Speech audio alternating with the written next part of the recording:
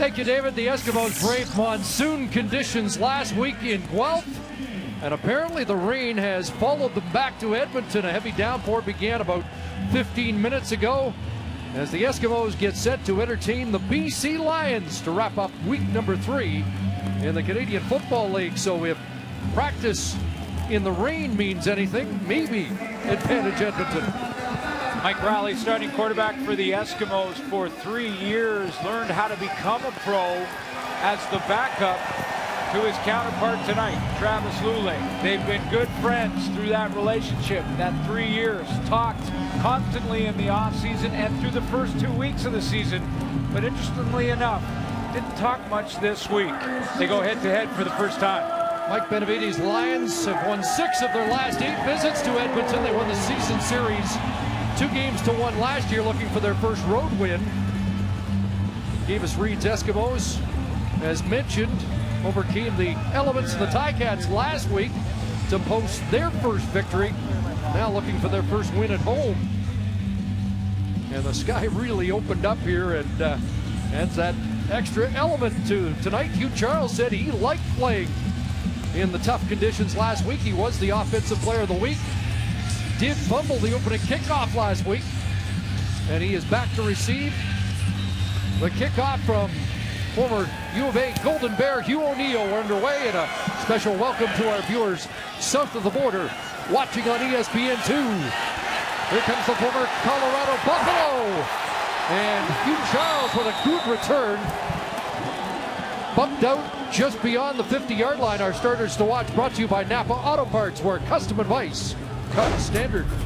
5th start for Mike Riley. He is 2-2 as a starter in his young career. 2 touchdown passes versus the Ticats in the torrential downpour in Guelph a week ago. You mentioned Hugh Charles. He was the offensive player of the week in that game. And one guy who's got to step up big here is Nate Kuhorn. He's off to a good start, but Fred Stamps is out of the lineup tonight due to injury. First down, 51-yard line. And Riley didn't like what he saw there, and he's taken down behind the line of scrimmage. Defensive side of the ball for the BC Lions. Karan Williams leads the way up front. Defensive leader from last year, led the league in sacks with 12. Solomon Elamimian, 9 tackles, was all over the field in his first game back a week ago. And Julius Williams, who returns, will play beside Karan Williams on that defensive line, the former Edmonton Eskimo. And Karan Williams will get credit with the sack, a loss of 1. Williams first of the year, and it's 2nd and 11. That ball forced in, nearly picked off. Anton McKenzie in the area, and it's a 2-and-out to start for the Eskimos. The Edmonton Eskimos in that downpour last week had almost 300 yards of offense, but a lot of that coming from Hugh Charles. You did see the 2 touchdown passes from Mike Riley. That one almost into the hands of Anton McKenzie, who will play and start tonight in the defensive lineup for Adam Bighill. Bighill targeting the end of the month to return after a sprained ankle last week. Corey Williams is back. Grant Shaw the kick. And Williams, who didn't get much last week, gets a second chance to make an impression, but nothing there as he covers the football. And Travis Lulay goes to work in the rain for the first time. 28-17 all-time is a record for Travis Lulay. The last 2 years as a starter, he is 13-5. Andrew Harris, much better performance in week 2 as opposed to week 1 against Calgary. And the first half for Nick Moore, he was Mr. Everything. 6 for 107, all in the first half against the Toronto Argonauts a week ago. So the Lions will start at their 23. Travis Lulay has 4 300-plus yard games against Edmonton in his last 6 starts. And off to Harris. And he'll push the pile all the way up to the 30-yard line. And 7 for Harris, who is always a handful against the Eskimos. Starters to watch for the Edmonton Eskimos on defense. I put TJ Hill in the middle, one of the toughest positions. He's going to have to step up and possibly get matched up against Nick Moore, a linebacker, one of the hybrid linebackers, former defensive back. JC Sherrod, after 2 games, yeah, he's tackling people again, 15 of them, and a couple of sacks for Odell Willis. No Marcus Howard for the Eskimos in this game. Here's that pitch to Harris, near side, and he'll be brought down short of the first down. Damaso Munoz. And Munoz and Hill are going to corral Andrew Harris quickly. And you can see the protection that Travis Louis had to pitch that with both hands. Ball a little slick already in this downpour, but TJ Hill and Munoz got there together. Hill gets the tackle, and O'Neill comes on. Joe Burnett is deep. Line drive kick will bounce along the sidelines and out about the 31-yard line. So two teams looking for their initial first down when we come back.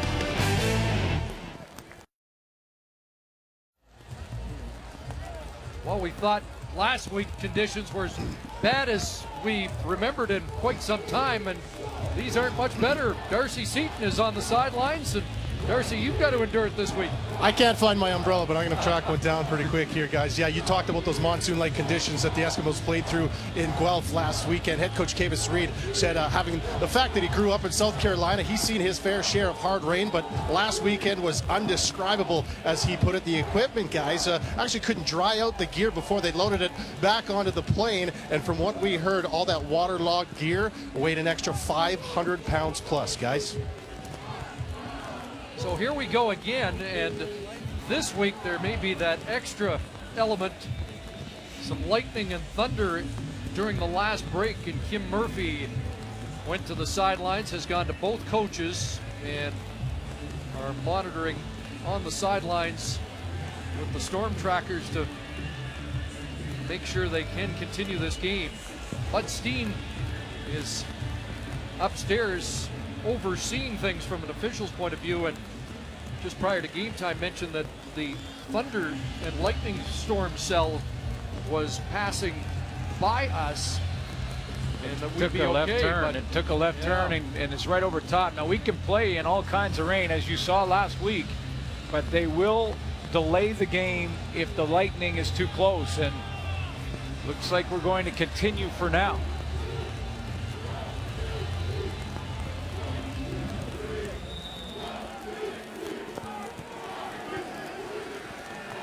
The Eskimos have a first down at their 31-yard line. Into the hands of Hugh Charles, kicks it outside, breaks one tackle and nearly another, and is dropped up at the 36-yard line. That's J.R. LaRose, the former Edmonton Husky, who brings him down.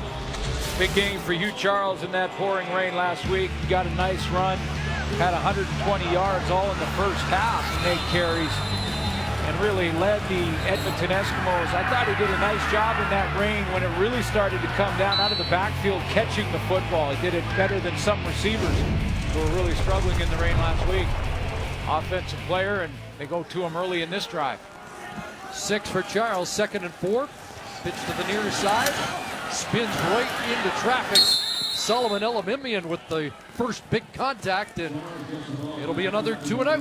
One of the real study players in the CFL that study game film as much or more than any coach is Ryan Phillips. He's a student of the game. He's a guy who understands that film work can give you that edge, and he steps up here, reads the play, beats the block of Nate Cohorn, and is right in the backfield to stop Hugh Charles. He saw what he did last week in the rain, read that play quickly, and was there to stop it. Grant Shaw to punt. Corey Williams awaits at the BC 35-yard line. See how he handles the wet football. He's going to turn back. Great speed. Can he get to the edge? J.C. Sherritt forced him back inside, and he is dropped at the 44-yard line. Travis Lulay back to work when we return to Edmonton.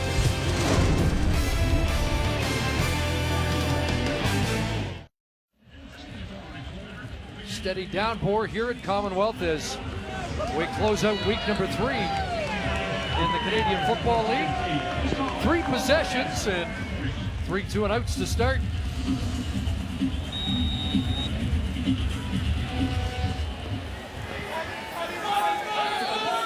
Travis Lulay with 283 passing yards against Calgary, 249 last week. And the win over Toronto. And flags fly. A little early movement, looked like from the offensive line's right side, possibly Dean Valley. Lined up at the tight end spot. Procedure. BC, number 54, 5-yard penalty, remains first down. Just before the play, Travis Lulay wanted to talk to the Edmonton defense about the rain. He was, okay, I saw the game in Guelph. You guys just bring it around with you? What's up with this? It's not the favorite thing for quarterbacks. They want it nice and crisp so they can throw that ball around a little bit. How much the game plan gets thrown out with weather conditions like this? You keep it, but you keep it on hold. You go more to Andrew Harris and Hugh Charles. Bunch formation, wide side, 1st and 15.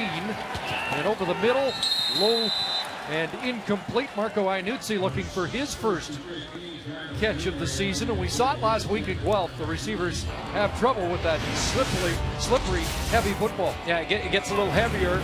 Quarterbacks have to try and aim it a little bit more. This is Lulay when he's playing indoors against the Toronto Argonauts. Big win for them after really stinking the joint out in Calgary, and that's not taking anything away from the Stampeder win in week 1. But it wasn't a very good effort for the BC Lions. They made amends in week 2 with a nice win against the Toronto Argonauts, but that was indoors. 2nd and 15, drilled over the middle, and it's complete. There's Paris Jackson, who gets the start in place of the injured Sean Gore. And very close to a first down. We wait for the spot, the 11-year veteran.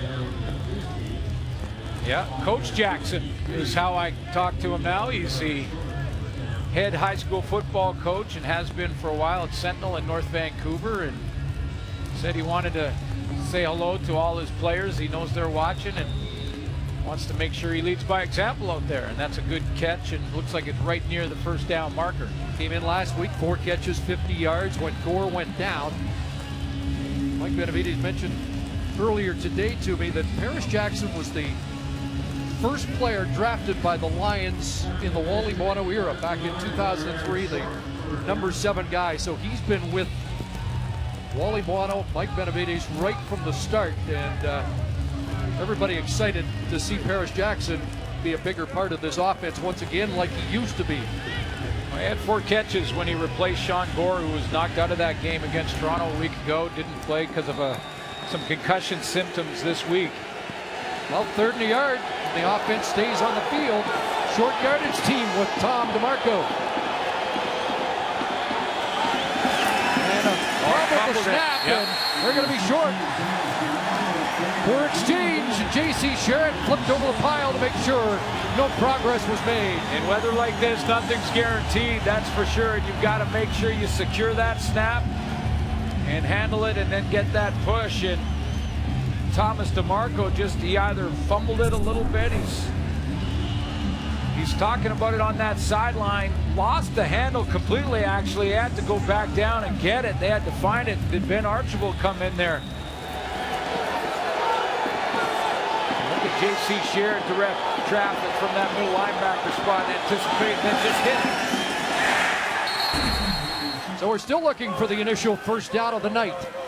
Edmonton takes over at the Lion 53. Riley over the middle. He's got Marcus Henry a completion. Elamimian the tackle. Solomon Elamimian, Chris. I went back and watched the film from last week's game, the coach's copy of it. Just watched from the end zone and from the coach's view where you see all the players. And 56 was around the ball. I know he had 9 tackles, but I had to go back and look at the tape again because he was at the ball every single play. I think I've seen a more active game for any linebacker in some time than what I saw from Solomon Elamimian last week. So back in the form of a few years ago. And the play doesn't get off.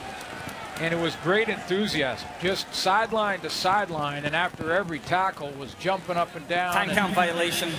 Edmonton, number 5. 5-yard penalty, remains second down.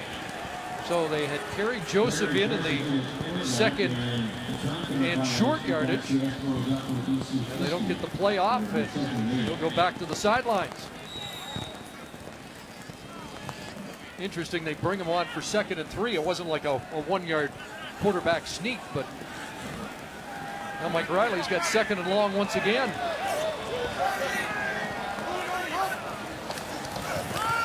Looks to the sidelines, and there is Kerry Cope the catch. Josh Bell quickly on him. And it'll be 3rd and short again, it would appear. You talked about the rain and how it can change the game so much. And watch Kerry Coke here. It's a good example of it.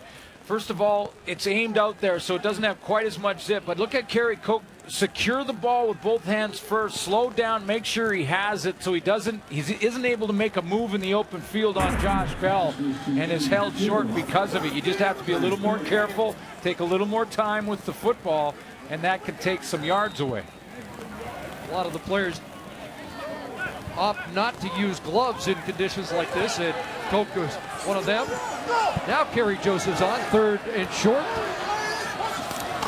And Joseph's going to go outside and get the first down. So the Eskimos break through for the initial first down of the game on a run by 39-year-old Kerry Joseph. Well, you know, in short yardage, he's a good option, whether it's 3rd or 2nd and 1, or it can be 1 or 2 or 3 yards, because he can run that option play, get outside, run quarterback sweep in this case, but can go back with Hugh Charles in the backfield and run option. He's a very athletic quarterback. Of course, for our ESPN viewers, a former free safety down in the National Football League with the Seattle Seahawks before coming to Canada and playing the position he played at McNeese State.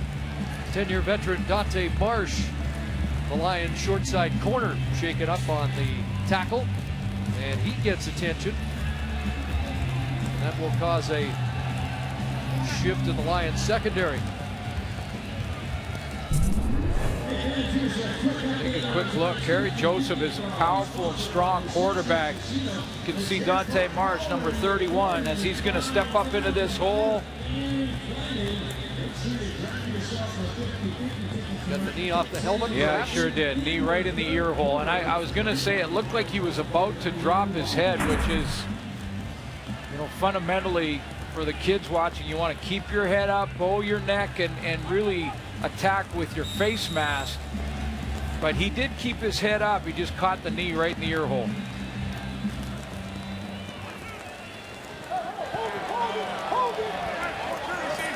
Eskimo first down. Lion 40-yard line. Hugh Charles looking for a crease and spins up a couple of tackles and finally wrestled down Anton McKenzie, but great 2nd and 3rd effort from Hugh Charles. I guess he does like the rain. It looks like it. Doesn't mind contact either. Ryan Phillips, by the way, has moved out to take Dante Marsh's position. He's going to move to the wide corner. And they'll move Cord Parks, the newcomer, into the short side corner where Dante Marsh plays, as we take another look at great 2nd effort there. Like 6 Lions made some contact, and finally McKenzie brings him down. Joseph back in. Mike Cornell has been working out as a fullback, lines up at the tight end spot. Charles straight ahead, and he'll have the first down. A couple of things with the changes here in the secondary. One, it forces 2 changes now with Dante Marsh on the bench. They're going to move Cord Parks. Now he's on the hot corner. I know the conditions dictate that we won't see too much of the ball going down the field, at least early on here. But with Dante Marsh off, they move the rookie to the hot corner, the short side, where quarterbacks like to attack, and put the veteran Ryan Phillips out to the wide side. So a couple of changes because of one injury. A Lynn J. Shell in there, and it's first down. Back into the hands of Charles.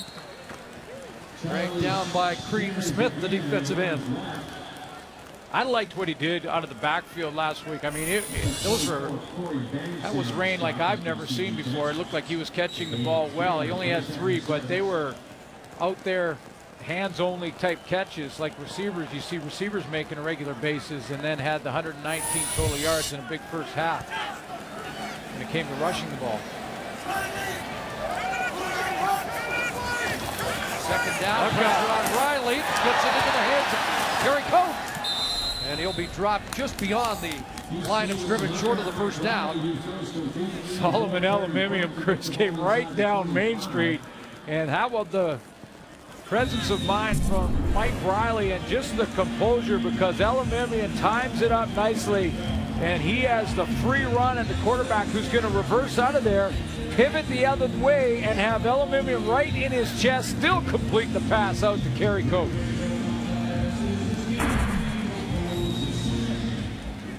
Grant Shaw comes on. Did not have an attempt last week in Guelph. So his first boot in these conditions from 32 yards out, not a problem. And the Eskimos on the board first in what promises to be a defensive battle. Sullivan Aluminium will be in the middle of it.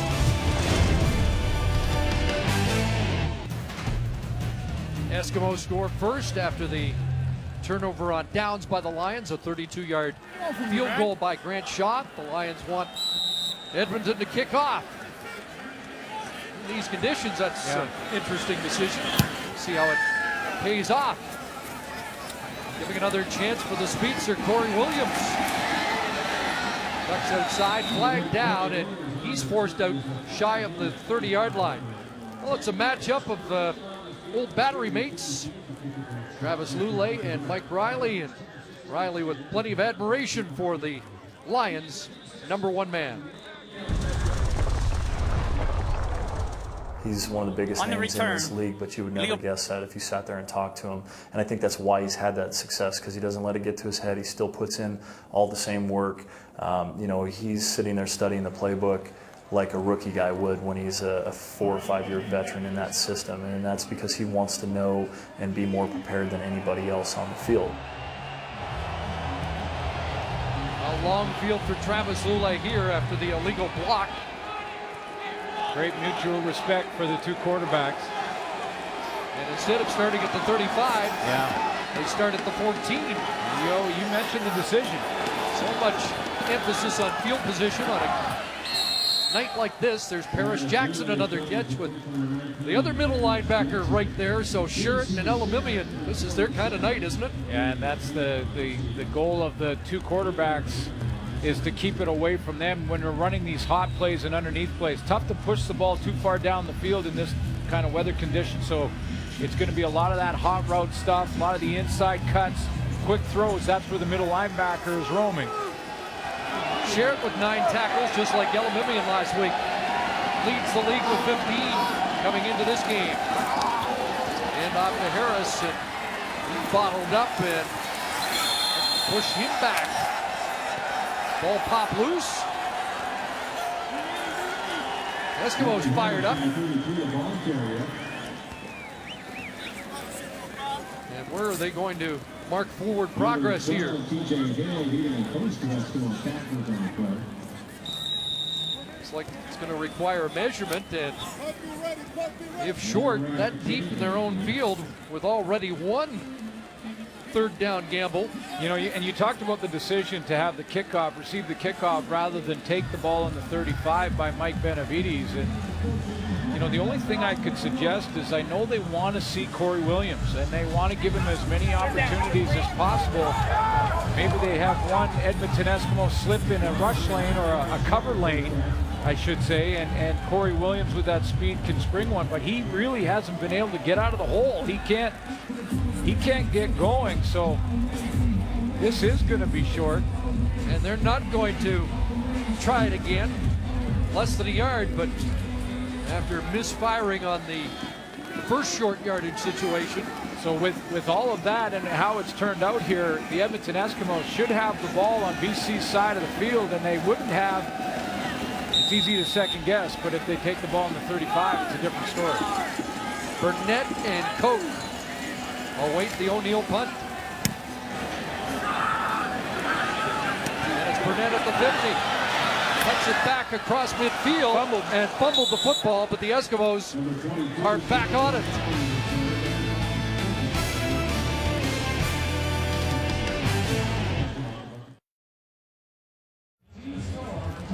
Three elements of the game: offense, defense, and special teams. And Jason Araki, the son of CFL great Nick Araki, plays that end on the cover team for the punch for the BC Lions. And just a nice job of getting down, getting contained, caused a fumble, recovered by the Edmonton Eskimos. I believe it was Damaso Munoz who came up with it, but that's nice special teams work from Jason Araki.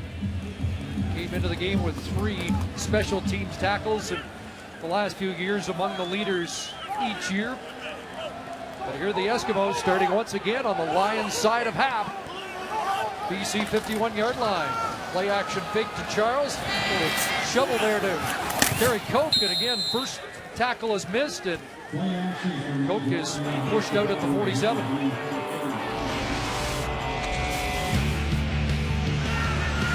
Thought he managed the game well last week, Suits, and he was effective on the ground as well. Yeah, went to Hugh Charles early in the game. There's one of those catches I talked about out of the backfield. Another one there as he had to go behind him. But Riley did do a nice job of a few things. One, coming back from a disappointing loss in week 1. A couple of mistakes made there. And then he had to deal with the weather in Guelph. Got his first win as a starter for the Edmonton Eskimos. 2nd and 6, and that pass is dropped. Shamad Chambers couldn't hang on. Gordon Parks gets in his year. The youngster did not play last week after having his bell rung in the opener against Saskatchewan. Well, and Shamad Chambers, I mean, this one is a real momentum grabber. This is one that can get this offense rolling. The ball is put right between the 1 and the 7. Mike Riley has nice throwing lane in front of him. Offensive line did their job. Route was run nicely by Shamad Chambers. Forgot one thing. 9 2-and-outs last week, the 3rd by Edmonton so far on this night. There's Williams. Got through the first wave, and Mike Cornell brings him down after what looked like a dangerous return. CFL and TSN continues in the upcoming week. Wednesday's Friday Night Football. The Argonauts kicking off against the Blue Bombers in brand new Investors Group Field. Live coverage gets underway 7:30 Eastern, 4:30 Pacific, right here on TSN.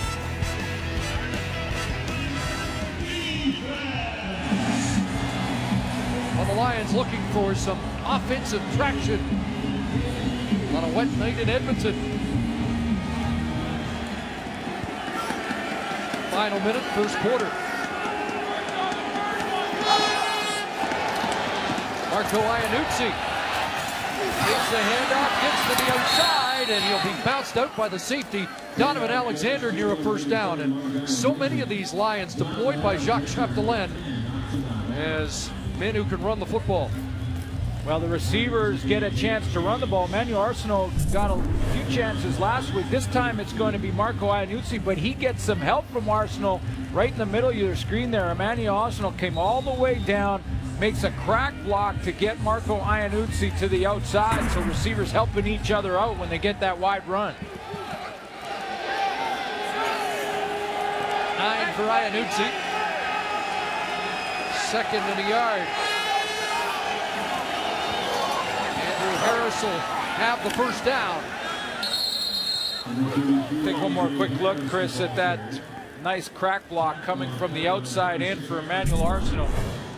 And receivers will sometimes try and avoid this stuff, but watch how he comes down, and if he doesn't get this block off the edge on J.C. Sherritt, there's no play here. But he makes that nice block, that bounces Marco Iannuzzi, he gets him one-on-one on Joe Burnett. Gets enough to get close, and Andrew Harris gets the first down on the next play. First down at the 35, the pitch to Harris. Andrew Harris, he gets dragged down by Munoz after 4. Final play of the opening quarter, sloshing through 15 minutes, and the Edmonton Eskimos lead by a field goal. Well, if you take a look at the stats, looks like defense likes the rain a lot more than the offense. Yeah, the numbers really represent exactly what we have tonight, which is a rain game, basically, and the offense is struggling to push the ball down the field at all, seeing a lot of running game. The first down, by the way, for the BC Lions, their only first down in that quarter was that last one by Andrew Harris. So offense is having some problems getting traction here. And eliminate mistakes and be one of the focus points right now, wouldn't it? Yeah, you really have to focus extra on the football. The receivers, we're getting a little rain right in here too. The receivers have to really focus, take that extra split second to look it in, make sure you get both hands around it. Seeing a little bit of imagination in the running game. Marco Iannuzzi on that receiver wide run. Get that first down going for the BC Lions. Starts the second quarter. Travis Oulet looking at 2nd and 6 from the 39. And did he draw them offside? Odell Willis jumping across. Let's find out if he was drawn. Let's see if there's any early movement. Speaking of movement, there's an awful lot of it from Andrew Harris in the backfield before play. Outside, Edmonton, number 41. 5-yard penalty, remains 2nd down. Odell Willis, who drops outside, he'll often try and anticipate the snap count from Travis Lulay, who's very aware of that, having played against Odell for so many downs, and will try and change it up. But you see lots of movement in the backfield from number 33 as he tries to set up and maybe confuse a linebacker. We'll watch a little of that as this game goes on. Boy, that makes the play call a lot easier. 2nd and 1. Harris inside, and he'll have the first down. BC Sheriffs at the bottom of the pile, trying to corral Andrew Harris, something the Eskimos have really struggled with in the last couple of years. And they're going to go head-to-head when you see Odell Willis and what he's done against the BC Lions as a Winnipeg Blue Bombers, Saskatchewan Roughriders, and of course now the Edmonton Eskimos. And Travis Lulay knows him well. He's played against him when he played on all those teams. And says he's one of the best, if not the best, at anticipating the snap count. Lulay knows that, so he'll try and change that snap count up a little bit. Lulay rolling. And he'll keep it around the corner. Travis Lulay has a first down. We mentioned Odell Willis's success against Travis Lulay, but nevertheless, he has grudging admiration for the Lions quarterback. I hope y'all take this wrong, but I hate Travis Lulay. He's like one of the toughest guys I ever just played against as far as the quarterback position. I remember in the Grey Cup constantly hitting him. I even had a horse collar on him. And he'll just get back up, smile, pat you on your back, good hit, and you be like, oh my God, this guy, how much can he take? A horse collar doesn't even work. 15 for Lulay, now airing it out, looking for Arsenault, and step for step is the rookie corner, Aaron Grimes, as they go after him for the first time tonight. Covered that perfectly. And Lulay, this is designed, just wanted to try and look off the safety, Donovan Alexander, so he couldn't go to the short side and get there to help, but he didn't need the help because it was covered perfectly. Odell Willis on that last play is working on Ben Archibald, and maybe Archibald got away with one there. They'll tell you no blood, no foul. So it's 2nd and 10. By the way, that was a 15-yard run by Lulay, longest for the Lions in the game.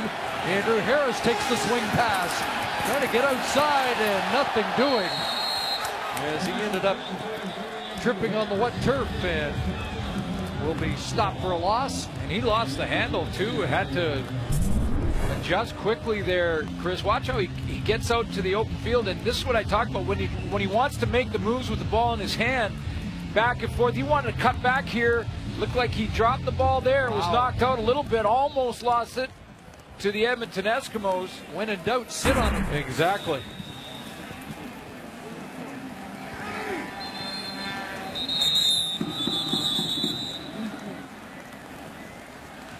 Timeout, Edmonton.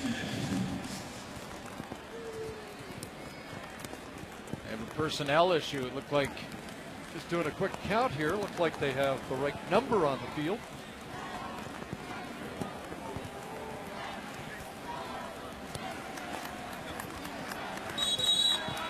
Making sure all the signals are straight.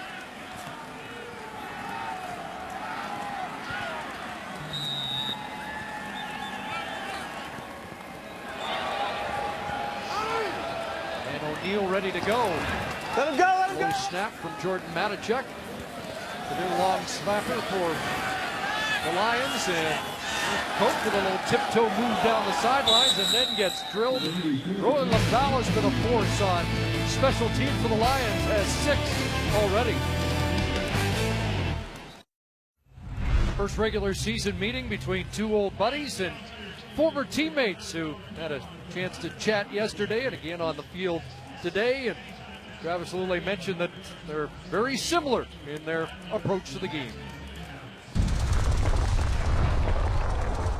I think we hit it off because he thinks the game a lot like I did. So when we'd be talking through stuff, you know, his philosophy of playing the position, how we read defenses were very similar, and that's where the trust really grew. I think because I came to know Mike as a guy that I really could trust. But Travis Lulay was going to be the incumbent for quite some time. So Riley, the free agent, signs with Edmonton and faced the Lions in the preseason. Swings it to Kerry Coke, and he is cut down in a hurry. And Josh Bell makes the tackle. 4th catch of the game for Kerry Coke. And when Lulay was hurt last year, of course, Mike Riley stepped in and did a real nice job filling in for him.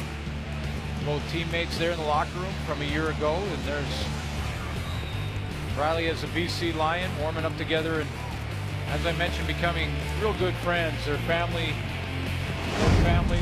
became friends and talked throughout the season. Didn't talk much this week.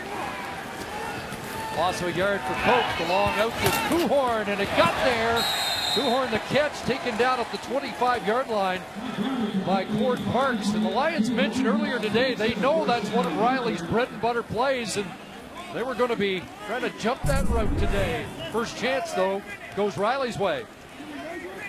And I haven't seen Dante Marsh return to the game, though, and that may change that plan, Chris, for the defense to jump maybe one of those routes as Cord Parks plays out there, gets that short side. This is going to be decision time for Kavis Reed. It's about a yard. And the punt team now is sent onto the field. And this is all about conditions. We've seen both coaches make this decision, and they would go for it if it weren't these conditions. It's close enough. Mike Benavides did it in his own end. Now Edmonton Eskimos Kavis Reed will do it as well, just to be safe. You can fumble or mess with that snap just a little bit because of the rain and turn the game in one play.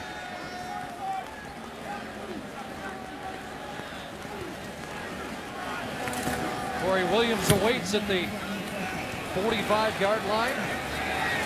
Fields it, then they're going to call a 15-yard no yards penalty against the newcomer Eric Samuels, who was just inside that 5-yard area.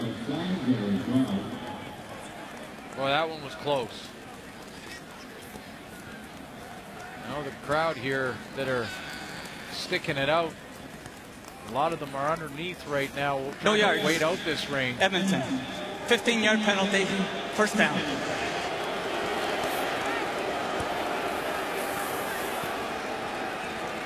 Let's take a look. This one was very close, and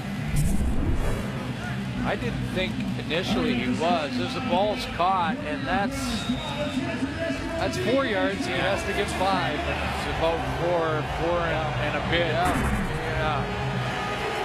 I know that's within the letter of the law. That's probably a penalty, but I'm going to let that one go. 15 yards is valuable real estate on a night like this.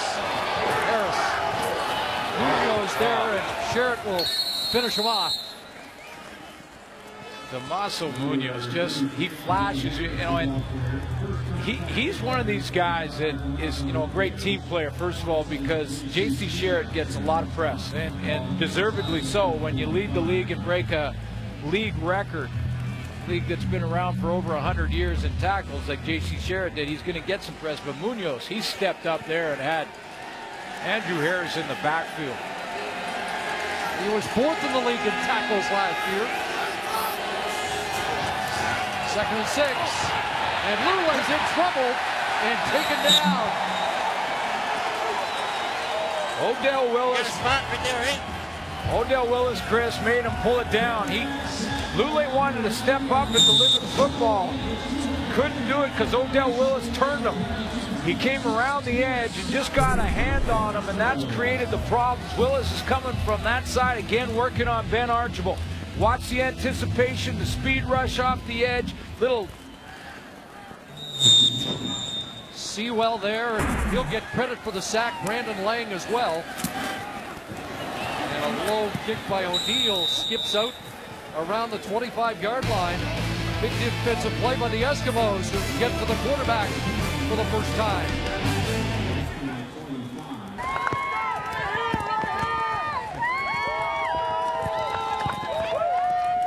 Was a good crowd. A lot of them underneath right now, but some are sticking it out. Mike Riley back to work from the 25-yard line. Nifty run here by Charles. And he's close to a first down up at the 35. Matt O'Donnell made a nice block there on Anton McKenzie. He just took that nice run block step. This is the type of game that the offensive linemen, they absolutely love. I mean, this is the one that they say, yeah, bring on the monsoon, bring on the rain.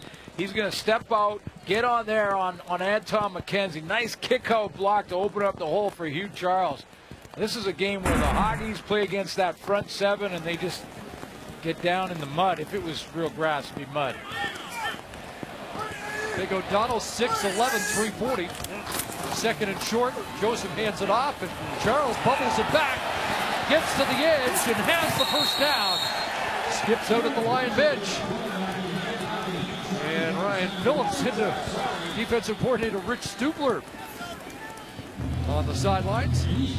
It's amazing what a good game will do for the confidence of a running back. I mean, you think about the first game of the season where Hugh Charles and this offense struggled. They go in and play a great game. He's the offensive player of the week. And to bounce that one like he did and take that gamble paid off. You have to have confidence to do it.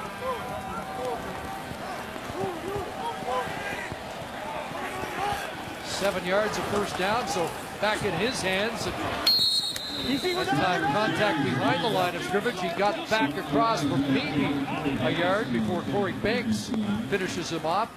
You were talking about the Eskimos offensive line, which was under a lot of scrutiny in the preseason and after the loss in the home opener against Saskatchewan. But general manager Ed Hervey said they were brilliant in Hamilton in the rain last week. Brian Ramsey moves in to play center. 100th game here tonight. Congratulations to Brian, the Victoria BC native. He's got it. Second and 10. And wide open is Gary Cope. Good, sure hands from a guy that's quickly becoming the favorite target for Mike Riley. Fifth catch of the night. Sorry, Chris. Capus Reed went out of his way to compliment Kerry Coke in the press conferences this week after one of the practices. The media really didn't ask about Kerry Coke, and Capus Reed volunteered. He said, you know, he's doing everything we ask, playing well. The numbers may not completely reflect that. That's a tough catch in these conditions. Went up and got it out of the air and pulled it down a little bit behind him as well. So a couple of first downs on this possession. Coke had 5 catches coming into the game and has 5 so far. Flags fly once again. In fact, Coke has been the target on 5 of 7. Mike Riley passes in this game. Procedure. Edmonton, number 68, 5-yard penalty, remains first down. You know, Kerry Coke seemed to me that in his career, whether it was with Saskatchewan or here, he was the type of guy that you sort of lost him for parts of the season, but then in a playoff game or in a game to get into the playoff race, he'd make the big play in the back of the end zone. And you knew he had that potential. So if he can become more of a regular target, he can have that 1,000-yard season. Go first and 15 back at the 47. Back towards Coke, and he gets punished that time. Dante Marsh is back in and just let everybody know he's back in the game. It's starting to become that kind of game. I saw Matt O'Donnell and Eric Taylor on the last play pushing and shoving. Dante Marsh, who comes back in, and he's playing man all the way here. Doesn't care where the ball is. Like Benavides last week, the buzzword was urgency. I asked him this morning, what's the buzzword this week? And he said focus, and immediately went to a divisional game. They lost against Calgary in a divisional game and determined to get back to 500 against the West. Second and long, Riley scrambling and running out of options as he's taken down by Elimimian. Just a lot of the little pushing and shoving after the whistle all of a sudden going on as these two rivals, divisional rivals, get into that type of game, because when it's a lot of stuff that happens right in the box between the big hoggies and the front seven of the defense, it's going to get physical. Elimimian runs down Mike Riley there and then took a little bump as he walked away from that tackle from one of the receivers.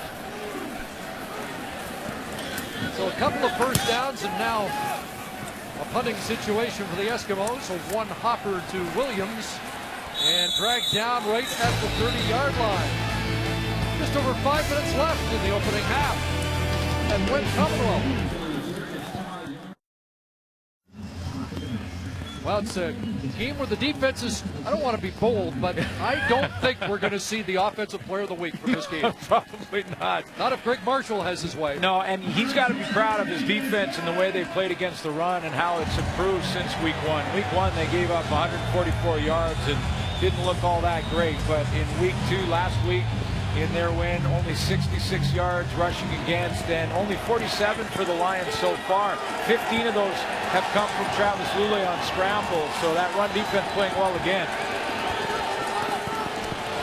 First down Lions. Fake, and the quarterback keeps it, and up to the 38-yard line. Travis Lule was the leading rushing quarterback last year in the Canadian Football League. So far this season, his old sidekick is the leader, Mike Riley. Just a little play action, got himself outside one-on-one on TJ Hill and picked up good yards on first down there. Lule ran for 477 yards last season. 8 on that carry, 2nd and 2. Shovel inside, ball dropped. And Sewell's on it. They're calling it incomplete. That shovel pass is an incomplete pass. Although we might get a challenge here because it looked like Harris had it and then lost it. Well, that will be the only thing that is challengeable, because any type of forward pass is a forward pass. In other words, it can be underhand, overhand, behind the back. The ruling on the field is an incomplete pass. Right now they're calling it incomplete pass. So we have to see if Andrew Harris had possession long enough to constitute this as a catch and then a fumble. Willis got his helmet right on the football, and it came out immediately. I think that replay will discourage any challenge from the Eskimos. That's called the zap technique from Odell Willis. Pressure, and they get to O'Neill. Block punt, and Lambala tackled. Well, one was blocked last week by Jensen Jackson of the Argos. It rolled over the line of scrimmage and did not count, but this is a punt block. And Rennie Curran celebrates in his first CFL game. Well, they've been dying to get Rennie Curran on the roster because he had such a great preseason. He comes on and is in that linebacking core. He's going to get to Hugh O'Neill here. Steps up the middle, inside move on Rolly Lambala, and even when the punt game is affected by this weather, because the punters have to catch it first, be careful with it, take an extra second, he got there. Well, welcome to the CFL, Rennie Curran. Hugh Charles stuffed for a loss. Curran led the SEC in tackles as a junior out of Georgia. And again, he was one of the big stories for the Eskimos in training camp. Problem for Curran is he's vying for position against J.C. Sherritt. Well, on that play, on that particular one, Hugh O'Neill caught it cleanly too, so that's how quickly Curran got there.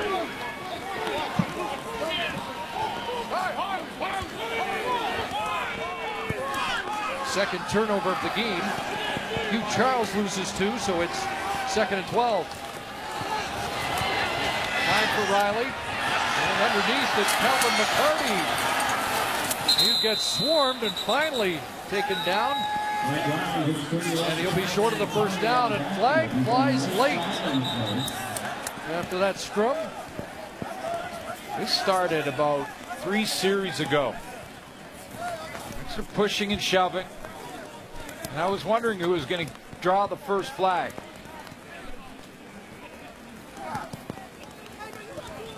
After the play, objectional conduct.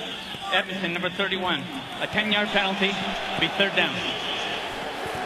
Call on McCarty, and that's a costly one because it will take them out of field goal range or make it more difficult for Grant Shaw.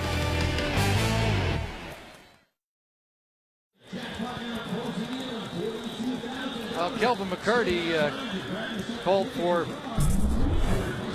the penalty for flipping the ball after taking some extra punishment. And that's the penalty. Ball flipped in, and it means Grant Shaw has to try one from 42 instead of 32. A test in the conditions, and they won't even get the kickoff as Kerry Joseph couldn't handle the snap.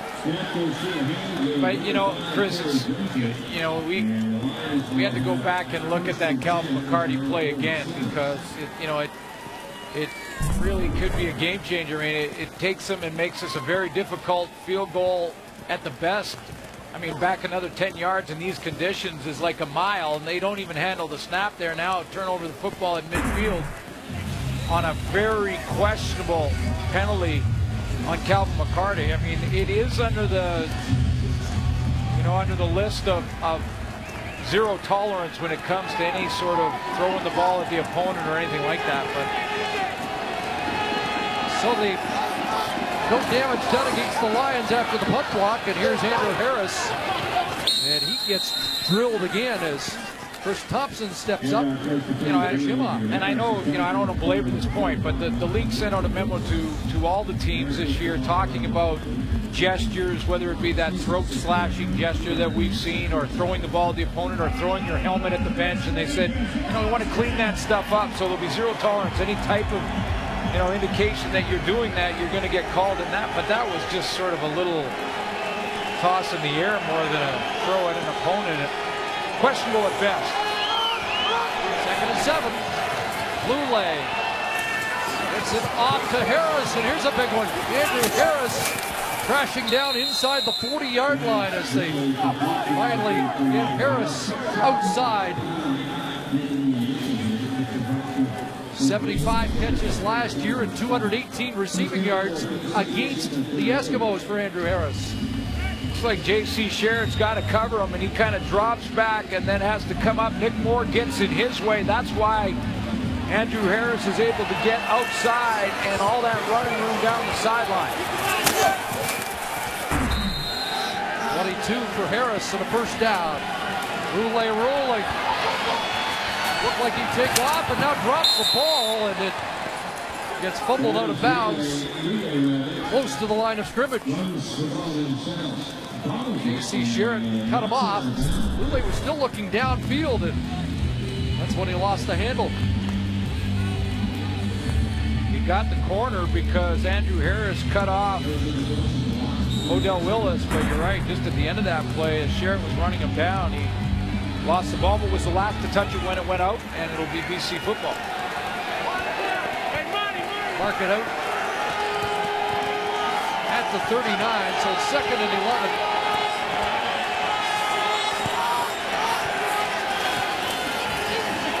Odell Willis went inside, Lule outside, and he'll have a first down the sidelines, and finally pushed out there by defensive end Brandon Lang. Well, Lule got the short side here, and he gets some help from his receiver. I believe it was Marco Iannuzzi on the short side of the field. Once he gets outside, Odell Willis tries to make an inside move, and he'll take gambles like that at times. He has the quickness to adjust. Not that time. He gets outside of Lule. There's the block from Marco Iannuzzi, and it's a first down for the Lions. 22-yard run for Lule, who ran for 15 earlier. And the Lions threatening now. First down at the Edmonton 18-yard line. Back to throw with time, and That one incomplete. Intended for Courtney Taylor. Did Odell Willis get a piece of this? I wondered if it was tipped at the line or whether Lule just let it slip out of his hand. Yeah, it looked like it changed direction a little bit, and Willis on a little bit of a stunt to the inside, times it up. He does get his hands on it.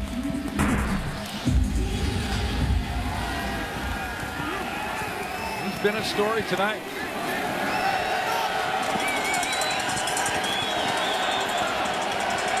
Second and 10. Harris releases. Lule tripped up and can't regain his footing. Ted Laurent, I believe, took the feet out from under Travis Lule.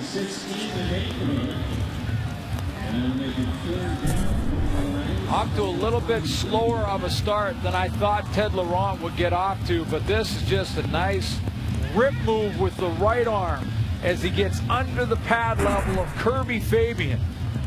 Keeps the legs driving and gets right back into that pocket. Well, we saw what happened on the Edmonton field goal attempt. Let's see how DeMarco and O'Neill handle the conditions. And that snap will just be pooched into the corner. And that will bounce into the end zone, and it'll be a single point. Quick thinking for O'Neill to try and pin them, but it results in just one.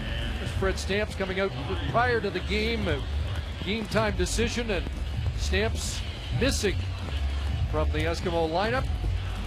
He's standing by with Darcy Seaton. Fred Stamps, a game time decision today. You just couldn't go. How close were you to playing in this game tonight? This week it was kind of tough, but you know, because I didn't get a chance to practice at all. I know a lot of people say I haven't been practicing, but I've been getting the last 2 weeks. I've been practicing just a little, but you know, it's up to the coaches, and you know, I just go with the decision. Nobody loves this game more than you. How difficult is it to be out and watch from the sidelines? It's tough. It's tough to be out here watching, and wish you could be out there with your boys and out there playing, and you know, but I'm out here for support and whatever it takes. Thanks, Fred. Thank you. Stamps with 9 catches, 150 in the first 2 games of the year, and a touchdown in each game for the Eskimos. Saying it's kind of lower body, not sure, it's sort of ankle, maybe foot, and this is, I think, for Kavis Reed, more of just at this point in the season, why put too much pressure on it? Let him rest it up so he's good for the long haul. Well, we've had a few marquee guys like Andy Fantus miss, Dontel Inman missed and then came back, and guy in Saskatchewan has got pretty high profile too that we haven't seen yet. And Leroy Simon, possibly the Hamilton game next week.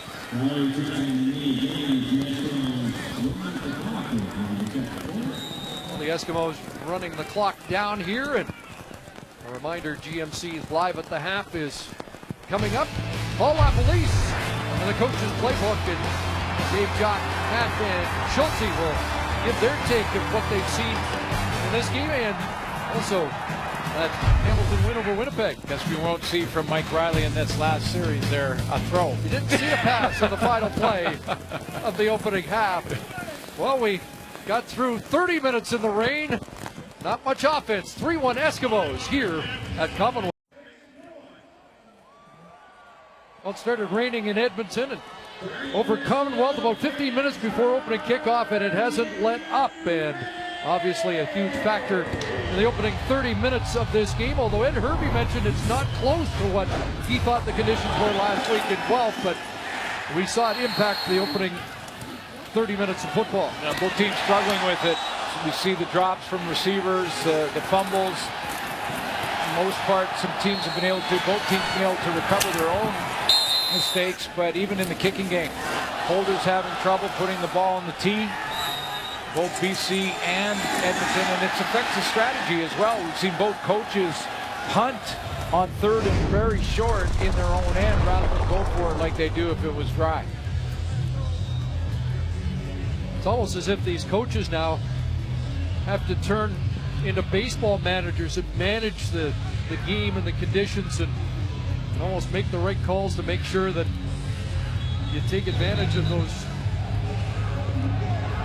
territorial swings and yeah, chip away. I mean, right now it's basically Oilers versus the Canucks, 3-1. But you know, you do. Neither team effective on the power play in the first half. And Vancouver's got a goalie issue. But you know, when you do it this way, it's all about those guys up front who can win that battle. And Chris Schultz is going to be sinking into this game watching this film, because this is the one that the offensive line that wins the second half is the team that wins the game. Good day for sailing, as Davis Reed's sports him new. Headwear, and here we go. Grant Shaw to kick things off to start the second half. Trouble finding the handle, but away goes Williams, and now trying to get it to the outside and dropped at the 30-yard line. Rennie Curran with the tackle after an 18-yard return. Take a look at the two quarterbacks. You can see that the rain has affected these numbers. Both these guys be pushing the 200 mark by now. Riley came in as the better rusher on the season, but it looked like Travis Lulay in the second quarter wanted to get more involved on the ground himself. We'll see if that continues in this third quarter.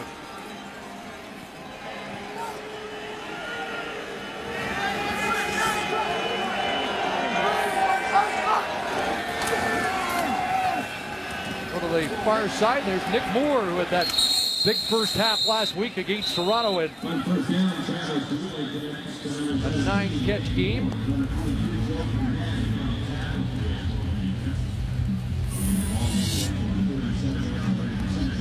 Those yards coming in the first half of last week's game. First 100-yard game, 6 catches, 107 in that first half last week.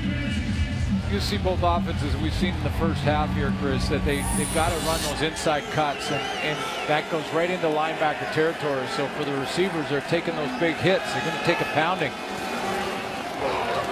Harris inside and finds the seam and is dragged down once again by Munoz, but good run by Andrew Harris to move the chains. When you have these kind of conditions, the inside cut allows a receiver to sort of block out a defender like a basketball player would trying to get a rebound. And so you obviously the run game becomes paramount. You have to go to that. Both teams are going to do that. But when it comes to trying to get the ball out and throw it, be inside cuts so the receivers can protect themselves from the hit. Use both arms and hands to bring it in. They fake the sweep and come back the other way, and there's Iannuzzi with a catch and a first down. Down the sidelines, let's see where they mark him out. It'll be at the Edmonton 48-yard line.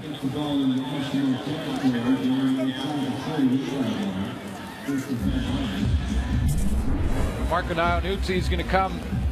Look like he's going to line up as a tight end, shoots across the formation, then just shoots out to the flat, gets a little bit of a block from Nick Moore. Receivers are doing more blocking in conditions like this than catching the football. Iannuzzi with his first catch. He had a 7-catch, 99-yard game last year against Edmonton. Takes to Harris and back into the hands of Moore. So the Lions have something going. Donovan Alexander, the tackle, but Moore with his second catch in this opening possession of the second half. Inside cut. And this is a good catch because he has to go up over his shoulder and bring it in with his hands. A lot of inside routes. Here's another one. And Damaso Munoz just about gets there. He cuts underneath it. It's a little shallow. If he gets a little more depth underneath that, that's an interception. 17 for number 17, who takes the spot, the Ranger position in the Lions offense, vacated by G. Roy Simon. Lulay scrambling around under the grasp of Brandon Lang, and he's got another first down. Third first down run of the game for Travis Lulay, who picks up 12. Odell Willis said it, didn't he, in the first half when he ran the clip of Odell Willis saying, I hate Lulay. He hated him with respect because of playing against him and chasing him down and trying to get to him, and he runs and you wonder how much can he take. He knows what he's got to do in conditions like this, take off and run. And 61 yards already. There's down at the 19. Lule may take off again. And he'll get dropped as Sherritt got a piece of him inside the 15-yard line. Every one of these plays, Chris, are designed for Lule to get out and have the options. But Lule's not hesitating. He knows that in these conditions, he's seen the drops, he's seen the receivers struggle. It's got to be a perfect throw. It's got to be that inside cut I was talking about. So when Jacques Chapdelaine, the offensive coordinator, calls those plays, he does have the option to throw when he gets out there, but he gets Lule and moving him around, moving him outside the tackle. Throw from that spot if you see something perfect. If not, take it and run. He's doing a lot more running than throwing right now. 7 more for Lule, 2nd and 3. Back to throw into the end zone. Emmanuel Arsenault, touchdown. Or does he? Eskimos arguing, and where are they ever? We'll take another look. Arsenault on that short corner, and Lule muscles the football to him. I think he got at least one, maybe two. There's 1 foot in. He has control. I was watching for possession as he outfights Grimes. And well, I think the argument from Edmonton may be that he didn't have possession as he hit the ground outside, but it looked to me like he had it for those 2 steps before he went out. All scoring plays under review, and this play has been reviewed, and here's Kim Murphy with the verdict. You know, and I think where Aaron Grimes is, he wanted the challenge. They're all challenged when they're scoring plays. But I think he was saying he didn't have possession when he went out, but that's not the case in this play, because Emmanuel Arsenault got 2 feet down, took those 2 steps, then went out of bounds, and then lost control when he hit. Very different than losing control as you're diving out of bounds. 2nd touchdown for Arsenault in his return to the Lions. Extra point is executed. An impressive drive in any conditions for the Lions to open the second half.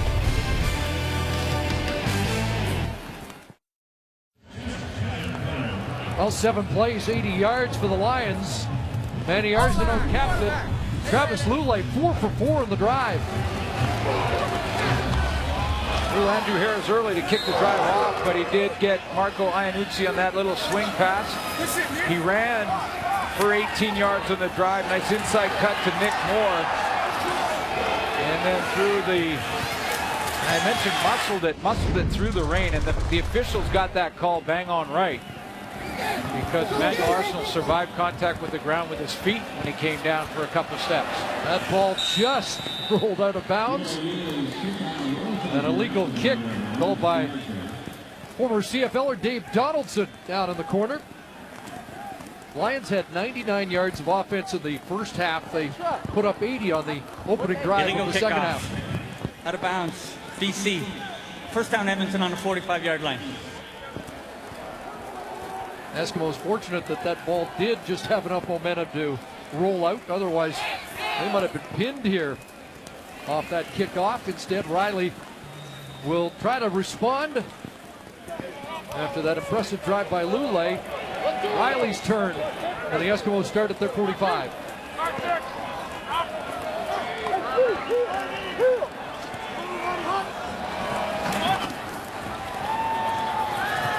And a pass is caught by Isaiah Sweeney. The Speeds are unable to turn it up, and he gets bounced out by the corner, Cord Parks. Chris, when the BC Lions, and this is just doing a little video study, when the BC Lions play their 4-man front or a 40 defense, they'll play Karan Williams this year in the interior of that defensive line. And you see him, there's 1, 2, 3, 4. Karan was number 1 on the interior. That's a 40 front or 4 down lineman. And they go to a 30 front. They move Karan Williams to the outside. He just got his first sack on a broken play in the very first quarter. In fact, it was early on first drive.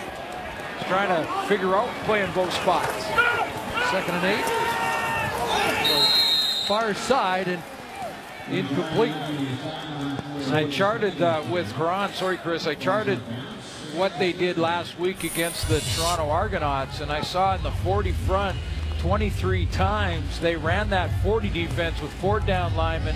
20 times he'd lined up at defensive tackle. Now, when they go to the 30 front, 22 times they ran that defense, so almost 50-50 with the two defensive looks, and Karan Williams was at the end position, or rush end, as Paul LaPolice described at halftime.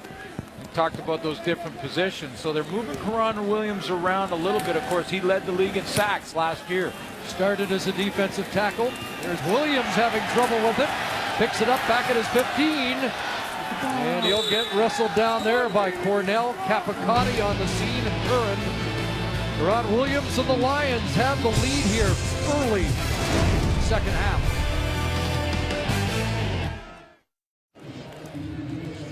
Well, the former BC Lion was called late on that last punt return.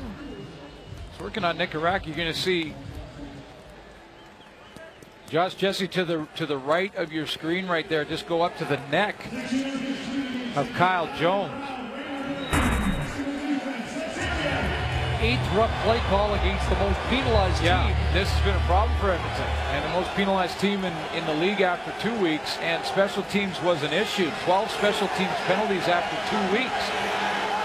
Gives Lule some breathing room at the 35-yard line. Andrew Harris inside, and a second effort surge up to the 40 for 5.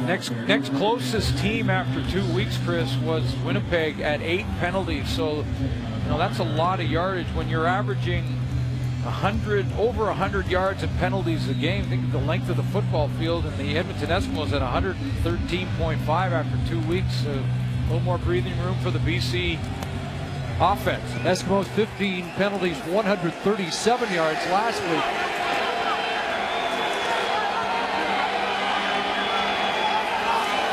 Second and 5, not available, so Lule rolling up, now downfield, and ball is incomplete, and late hit on Lule, another flag down, and J.C. Sherritt pleading innocence, but it will extend the Lions' possession. Question on this play is... Major foul, roughing a passer, Edmonton, 47, 15 yards, automatic first down. Now, whether you're a BC fan or an Edmonton fan, you watch this play, try and be objective, and just decide, does J.C. Sherritt have a chance to veer off of that hit and leave Lule alone because the ball was thrown? That's the question you have to ask, and if the answer is yes, he could have, then the flag has to come out. Whether it's just a push or you knock him down, I think he could have veered off. A lot of real estate by a penalty. Lule scrambling again, flushed from the pocket by Laurent, and takes off and gets across the 50-yard line and gets 7 more on the ground as Corey Banks chirps the Eskimo defense. I was going to say, Chris, you know, receivers kind of hate to do it. I'm just going to say it out loud. They hate the downfield block, and they'll do it, and there's some better than others. Nick Lewis is the best in the business at it. And you know what? I stand corrected. He does like to do it. He does like to do it. Our guy, John Climbing, I know didn't like to do it. But they're doing a lot of it in this game. There was another block downfield to spring Lule on that last run for a couple more yards. Effective night for Lule carrying the football. Now Harris ahead. He gets driven back. Looked like forward progress was enough to move the chains. To be an overall great receiver, that's got to be part of it.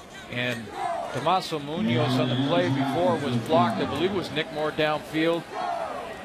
Number one, it takes a hit from a linebacker off your quarterback. Number two, it gets you a couple more yards on first down, and they end up converting from that Andrew Harris run. So those receivers in conditions like this have to kind of put the headlines in the newspaper aside and go out and get their nose dirty a little bit.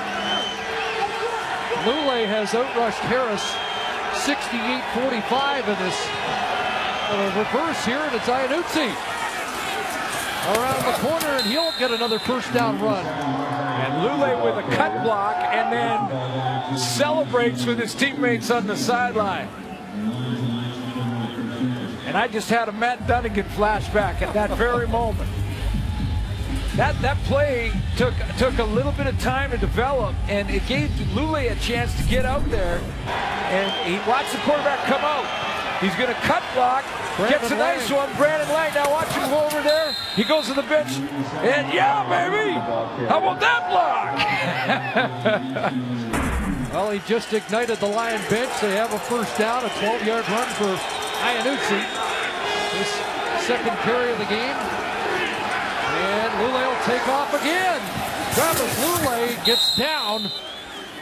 And will slide at about a yard away from another first down. You talk to any one of the Lions teammates of Travis Lule. He's got 78 yards rushing in this game already. You saw the celebration on the sideline. That's what these guys love to rally around. That's why they love this Travis Lule as their starter, because he'll find a way.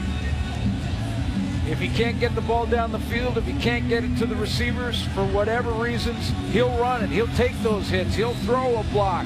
Got the sideline pumped up. He's got his huddle pumped up. He's got the ball moving down the field. He's got me pumped up.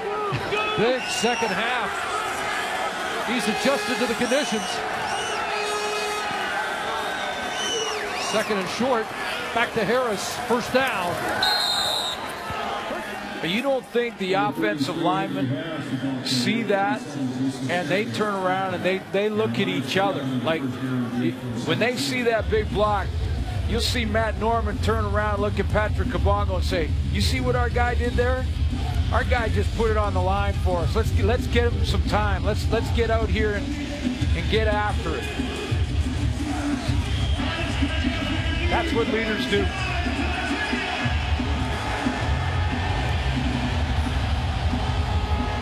He's got them on the move, and now it's first down at the Edmonton 17. But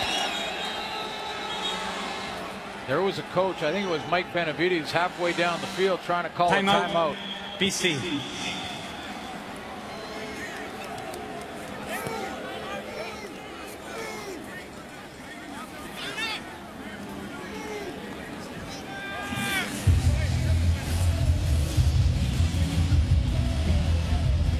Interesting to know why that was made. Do you think they had a play call that the Eskimo defense was aligned up though it wasn't going to work, or they have wrong personnel out? It must have been the personnel, because head coach Mike Benavides saw something and he sprinted to the official's attention at about the 20-yard line and got that timeout called.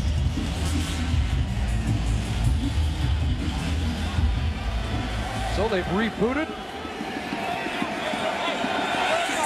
And are ready. First and 10 at the Edmonton 17. Two backs.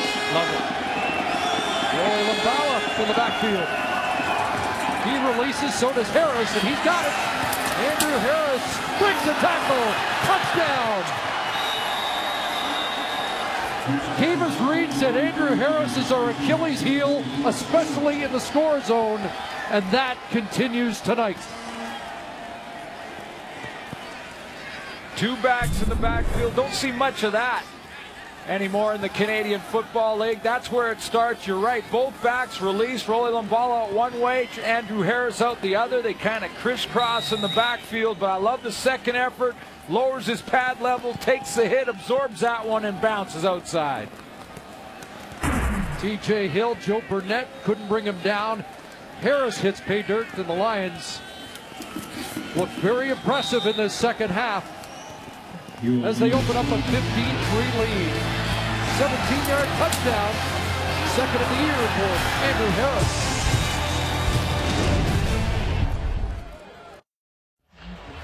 Eight plays, 75 yards, a 17-yard touchdown catch for Andrew Harris as the Lions march the field in their opening two possessions of the second half. And just off the leadership of their quarterback, Travis Lule, who now has 78 yards rushing and finding a way, getting his bench fired up, getting his huddle fired up, and then you saw the second effort comes from that, from Andrew Harris. Here's Hugh Charles on the return, cuts back, and is finally taken down by Emmanuel Arsenault. So the Eskimos have some catching up to do. There's under 4 minutes to go, third quarter. Our sack tally brought to you by Purolator, tackling hunger across Canada. Check. Big Papa, night, yes. yeah, big night for the Winnipeg Blue Bombers. In fact, I think both teams in that game, in Winnipeg and Hamilton, a big sack game. I think it was 6 or 7 for the Bombers in that one. And take a look at the BC Lions down the bottom of that list. That's someplace they're just not familiar with, down to be at the bottom of a sack leaders list. Ron Williams just got his first of the season early in this game. Riley hands it off, and here's John White, his first carry of the game. He got a 69-yarder against the Lions in the preseason that probably sealed his position with the Eskimos. Edmonton trying to change things up here. Double team Karan Williams, try and get him out of that hole and then just send White right up in there behind it. He plays inside because the Lions now in that 40 defense with 4 defensive linemen on the field. 10 for White, the first down. Now a pitch to him. Spins off the first contact, and down he goes. Julius Williams broke through, and Green Smith drops John White for a loss. Well, one of the reasons that Karan Williams and the coaching staff, Mike Benavides, told me that they'll put him inside is because they got now Julius Williams, the former Edmonton Eskimo, number 55, who's going to make this play unblocked in the backfield and hustle to turn it back inside to his teammate Kareem Smith. But they feel Karan Williams can play just as well inside like he did in Montreal. They go to this 30 now, and they'll bump him out. So a loss of 9. 2nd and 19. Riley will take off. Eric Taylor in pursuit. Corey Banks made contact and lunging, trying to get extra yards was Riley, but they're going to mark him out at the 53 of Edmonton. Well short of the first down. I'll just wrap up this thought here with Karan Williams, and interesting on Mike Riley there as well. But here's your 30 front with 3 defensive linemen, and now where is Karan Williams? He gets pushed out to defensive end. So they're going to try and work with this. Karan Williams has had to, be a team guy here. He was the leader in sack department last year, just as a defensive end all game or all season long. Move inside. He's got to take some more hits in there. It's a little different for him, but he'll do it for the better good of the team. Shaw rolling a little bit, as we've seen a couple of times this year, and then booms the kick down around the 10, and Williams gets tripped up. Mike Miller, the native of Riverview, New Brunswick, down in a hurry to make the tackle. One of the mottos for Mike Benavides' team this year has been to check your ego at the door. They take this and travel this sign on the road with them, and they'll put it in their locker room wherever they are. It's at home as well. And Karan Williams took it to heart, as do the entire team. And that means that if you're asked to do something that you have to relearn in Karan Williams' position to get back inside, learn that again, you'll do it if the coaches feel it's best for the team. Lions start back at their 15. And a big gain here by the fullback. A little throwback here. Rolly Lumbala rumbling. And you don't see that very often. 6 carries last year for 32 yards for Rolly Lumbala. He just turned up 29. And a good kick-out block from Javon Olafioye. And yeah, he did just rumble. It almost looked like guys were just falling off of him. 6'2", 238. First down up at the 43. And Lule steps up, shovels it across, and it's an illegal pass. Was not a lateral, I don't believe. The flags fly immediately as Lule was across the line of scrimmage.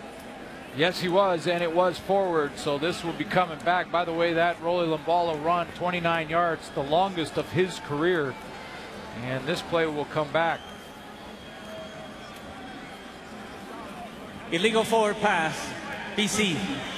10-yard penalty, remains first down. I wondered if there was a mix-up in the backfield. Lule from the get-go here. Let's find out.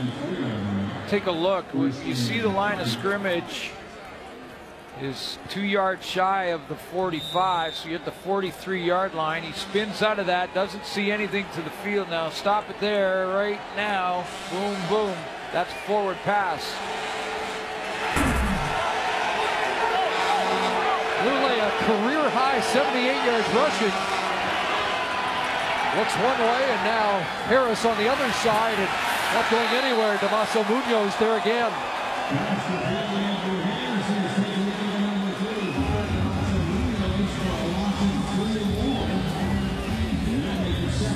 Reed easing off here as we got time for one more play in the third quarter. And it's second and a whole bunch after the penalty, and then that play by Munoz. And this is where, if you're a BC Lion offensively, you want to just manage this situation. Second and 23. 4 receivers to this wide side. Lule going the other way. He's got Arsenault. And it's a first down. They convert with a shot to Arsenault. An impressive third quarter offensively for the BC Lions. A couple of touchdown marches, and it ends with a 41-yard strike from Lule to Arsenault.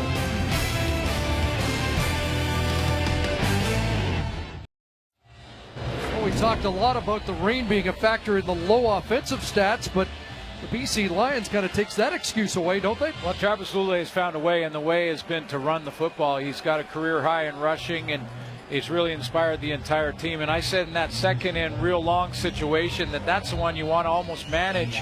And the other option is to go deep to Emmanuel Arsenault and convert. And that could be the play that really breaks the back of the Edmonton Eskimos. When you take a look at it, looked like Donovan Alexander didn't get outside in that zone defense. Looked like they were 3 deep. And 2 guys just too close to the middle of the football field left Emmanuel Arsenault open down the rail.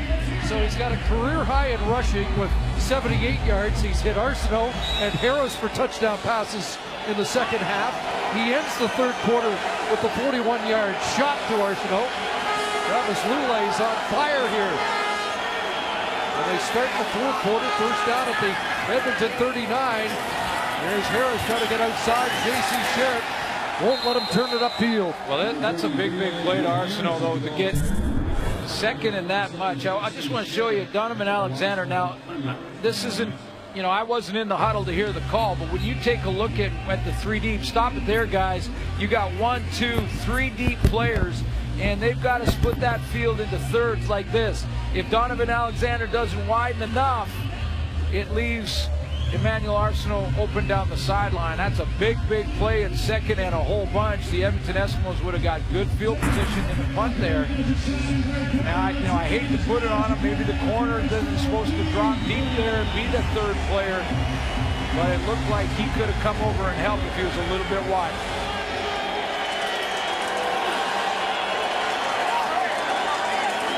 Second and long situation.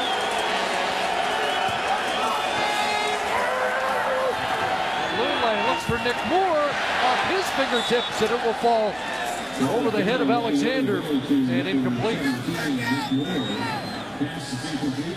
They aren't able to get points out of that big play in that second down conversion, but they do flop the field, and a punt here for the BC Lions into the corner, and they get their defense in a pretty good position.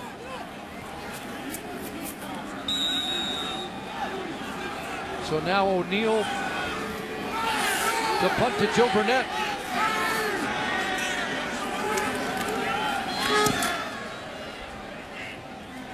And Burnett back at the 6-yard line, and Anton McKenzie was down in a hurry. And the tackle made by Matt McGarva. Well, it was an issue at times last year, Joe Burnett, and his decisions, and you thought he might have made the wrong one here. Yeah, I think he did. The Lions tried to angle him out. Anytime you're inside the 10, you should let it hit the ground and bounce into the end zone.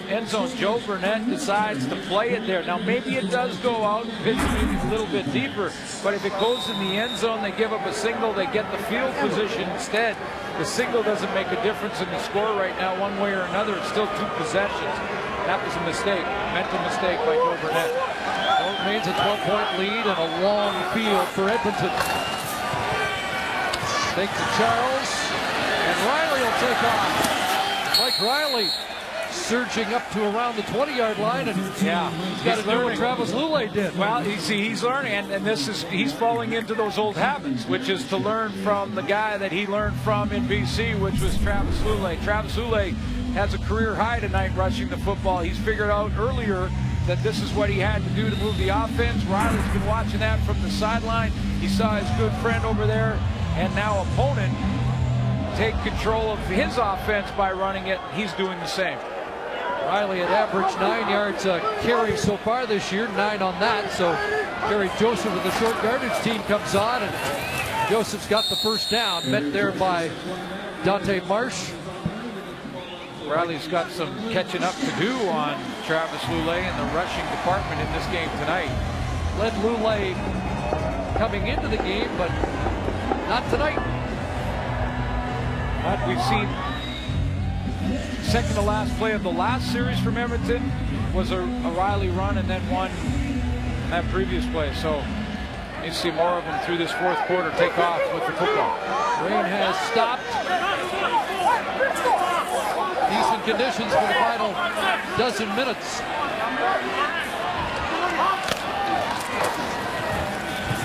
Green Smith on the rush. Riley scrambling, unloads it. McCarty can't hang on. So the Lions getting some pressure on the Eskimo quarterback. Kareem Smith, he was in Riley's face. It seemed like just as he was making that play action fake. Great inside swim move on Cliff Lewis. Lewis, who was fined last week for a late block on Eric Norwood of Hamilton. Riley, second and 10, gets it away. And Terrence Coates got the catch. Check that, Matt Carter with the catch, his first of the game. And a big one for the Eskimos, some breathing room up at the 40. Riley buys himself some time, and you know, many people when they evaluate Mike Riley say it's a very unorthodox throwing motion. It might have helped him on that play. Kareem Smith was chasing him down from the backside, and with that little short arm, he didn't reach way back with it. Short armed it out there and moved his chains. Second catch of the year for Carter. 19-yard gain, and now Hugh Charles on the ground. And Charles spins up to the 45. Number 7, Hugh Charles carries 85. Eskimos need points on this drive. Well, but Mike Riley at this point has bailed out his teammate in Joe Burnett for the mistake on the decision to field the punt inside his 10-yard line. They've got that field position back at least now, but you're right, the clock becomes the enemy for Edmonton.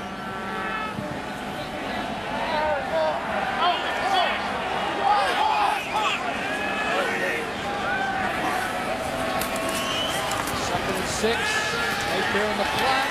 Ford Parks wraps up Kuhorn and will keep him short of the first down. You know, the one thing, since we haven't seen tonight, Mike Riley known for loving to take shots downfield. And, I mean, certainly weather conditions, but we have seen Lulay and have yet to see Riley go downfield. And Fred Stamp's not being in the lineup may be part of that picture. Cord Parks with a nice play to hold Edmonton short of the first down. I talked to Mark Washington about Parks. Boy, are they high on him. Defensive back coach for the BC Lions. He's the guy who found Cord Parks. Absolutely.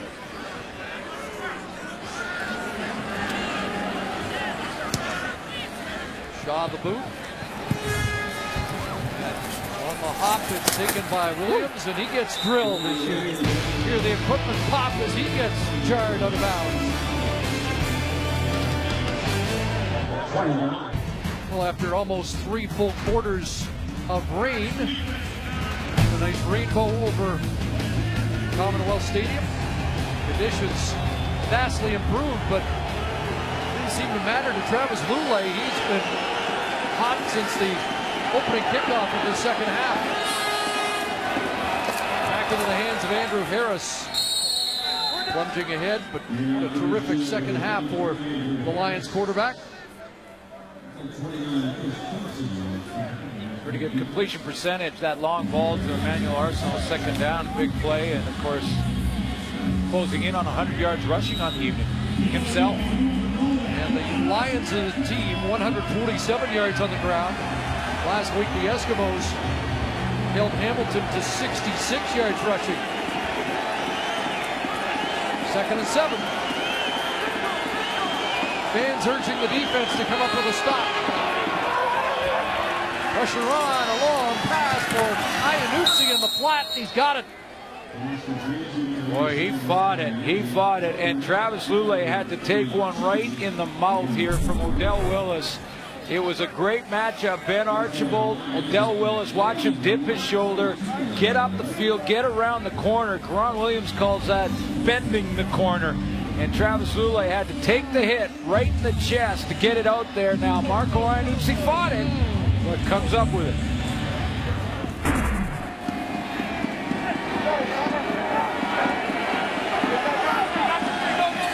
11 yards for the first down. At the 43, the toss outside to Harris. And Munoz has another tackle, but Harris has another first down. This play to work, they've got to get that end sealed. The BC Lions have to try and get Harris outside. So the quick pitch gets him a little bit outside, but if he's got to outrun the containment. So let's take a look. Rolly Lambala up there, the fullback. They bring in a couple of receivers to help out, Javon Olafioye, and they ensure that Andrew Harris can get out and around the corner. Harris has 65 yards on the ground, 96 yards from scrimmage on 19 touches.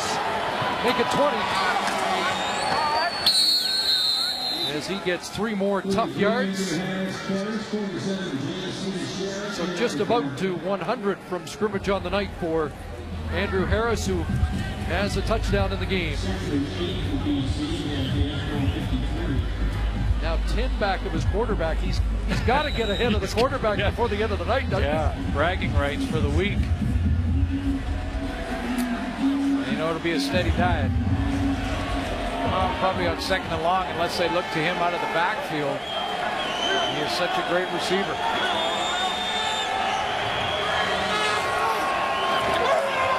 He's in the block. Lulay takes another shot. Wants Arsenal again. And Grimes makes the defensive play.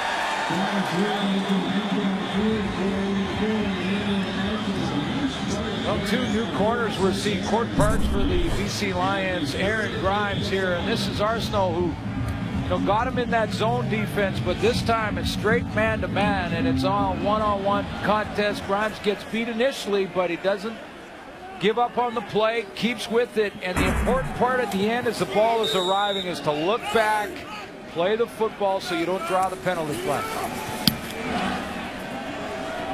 O'Neill's boot. Harry Cope back there fields the football. And he'll step out, and a late flag. As we'll sort that out when we come back. Aaron Grimes with the knockdown as Lulay tried to go deep to Arsenault again.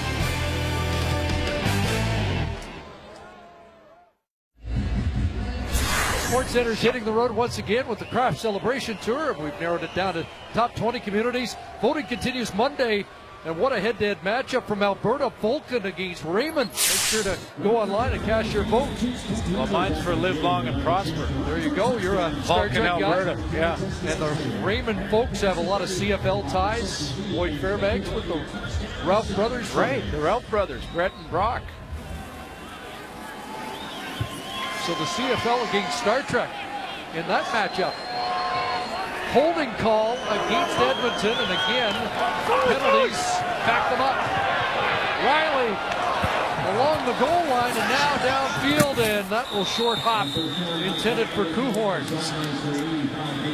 So they're set back again by a penalty, and the first drive of the second half by the Lions was helped by 2 major penalties, and it's bit the Eskimos again tonight. Well, and now because of the pressure from Karan Williams, who moves inside this time, and the forced throw when Riley didn't want to throw it, and there's the pressure, almost had the sack in the end zone. They're now in second and long in their own end, and a whole long field in front of them.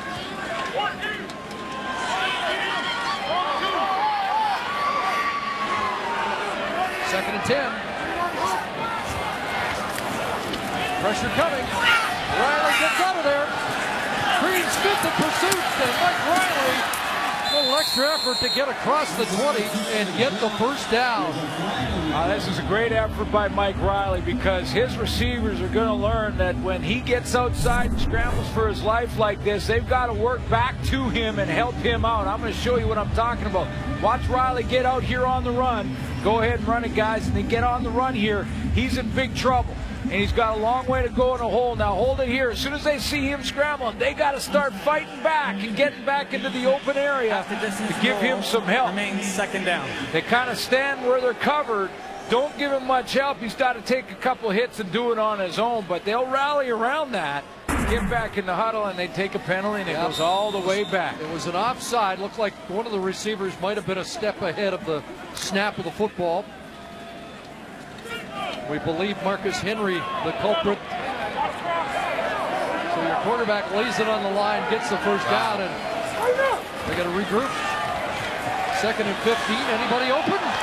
Takes off again, and this time Karan Williams makes sure he doesn't get to the first down stick. You know, this is where they really miss Fred Stamps. You know, because once again, I think this is Nate Kuhorn's been playing long enough to know, and Kerry Koch has. Isaiah Sweeney, you can cut a little slack to, but those were back-to-back plays where Riley's trying to do what he can. He's scrambling around. He's got Karan Williams breathing down his neck, Kareem Smith, and his receivers aren't working back to open areas for him. So they give up 2 and now trail by 2 converted touchdowns. Boy, and a familiar theme for this Edmonton team, though, when you talk penalties, because it comes back to haunt them. I mean, that Riley run was one that, similar to the Travis Lulay block, it's a play where it can rally your entire team. Take off from deep in your own end like that in a hole, and to have an undisciplined penalty, take that play back and that first down back. This is an issue that Kavis Reed's got to address. I know he has, but he's got to fix it.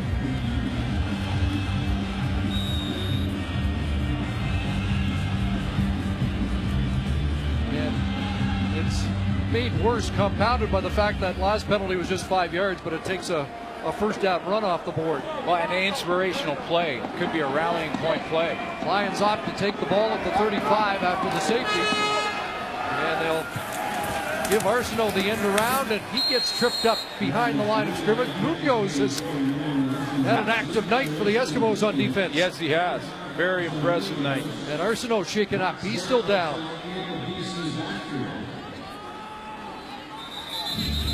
And Arsenault may just be cramping up a bit as he's helped up and will make his way to the sidelines. Damaso Munoz coming in, Chris, at 8 tackles after 2 games. He's got 10 tonight. Wow. His sidekick, J.C. Sherritt, had 5 double-digit tackle nights last year. There's the tackle by Munoz. Arsenault to the sidelines.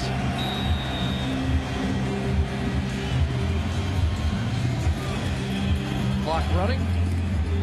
Now under 4 minutes left.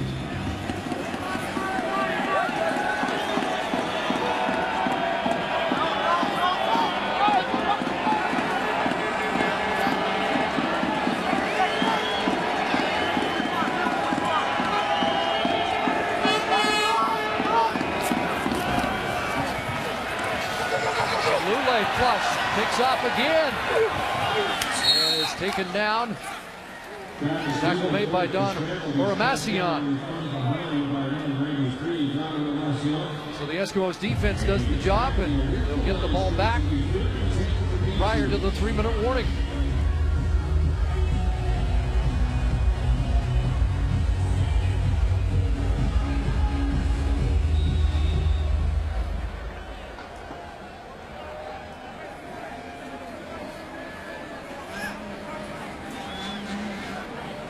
Eskimos do have a block punt tonight. Trying to put the heat on the young punter again. Paul McCallum expected to be back next week to help share the kicking duties. And here's Burnett. Gets through. And down to the Lion 50-yard line. Best return for Burnett on the night. Eskimos with good field position. Need to make something happen in a hurry as we get the 3-minute warning at Commonwealth.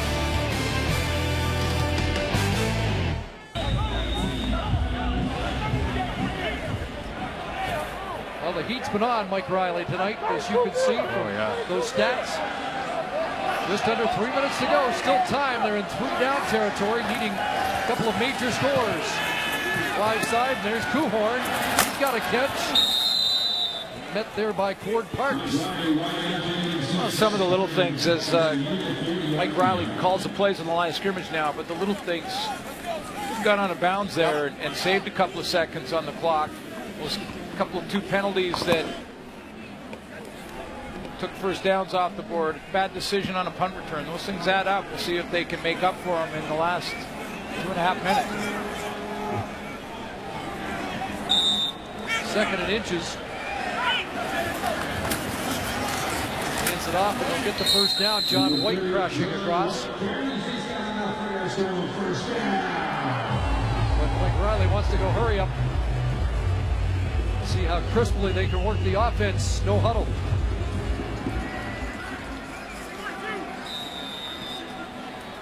Set up as the clock starts to run. Here comes the heat. And that skipped short of the intended target, Kuhorn.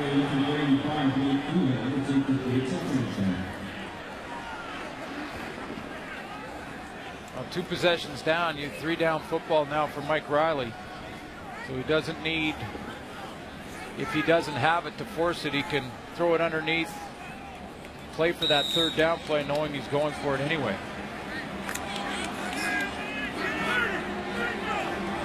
There are his numbers on the night. Neither quarterback had it going in the first half, but Lule did. We're in the second half, and another penalty.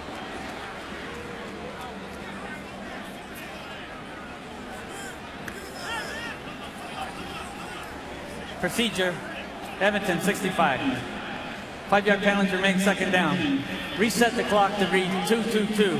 2-2-2. Little things. They add up. Right guard Simeon Rotier that time. Guy replacing, and this is the time for Edmonton that they would rely on their veteran receiver, and Fred Stamp's not in the lineup tonight. And the guy who replaced him, Marcus Henry, has been very quiet.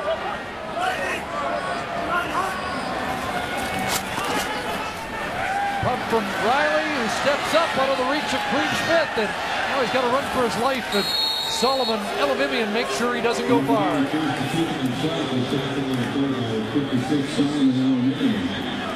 So more heat, and is it another case of there's nobody open downfield either? Well, nobody open. I mean, he had John White, but he had to get it to him right away. And was flushed once again. But again, the receivers got to work their way back to him. And the Eskimos looking at 3rd and 12. Call timeout to talk about it.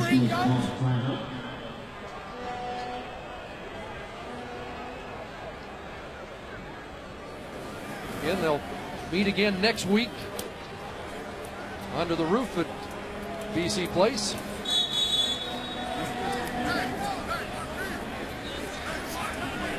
For viewers on ESPN, you know, they down south, 2-10, Canadian Football League, 2 possessions. I've seen 3-4 touchdowns scored inside of 2 minutes. But he's got to convert here. Needs at least 12 to stay on the field and stay in the game. They're down. Three-man rush. He's got time, but throws an interception. Cord Parks with an easy pick. Flag on the return as Parks is up close to the 50-yard line with his second CFL interception. I think Mike Riley, as he moves outside the pocket again, was looking for one of his receivers to come back and work back towards the football.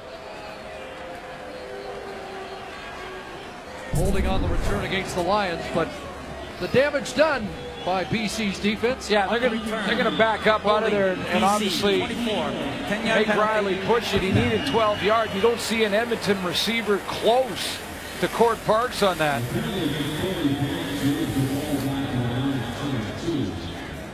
Parks out here. Hold it right there, guys, for a second. You see the corner route up top. You think Carter was going to sit down? So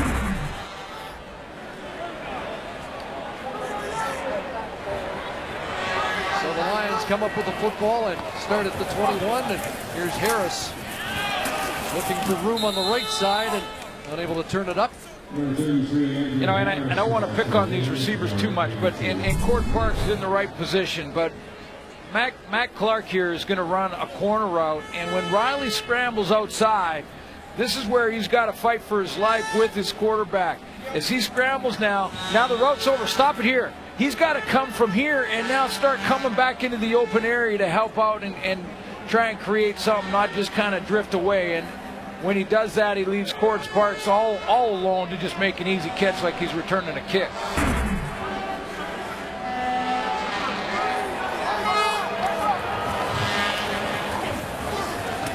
Lule taking off and gets taken down by TJ Hill, and Lule comes up on the limp.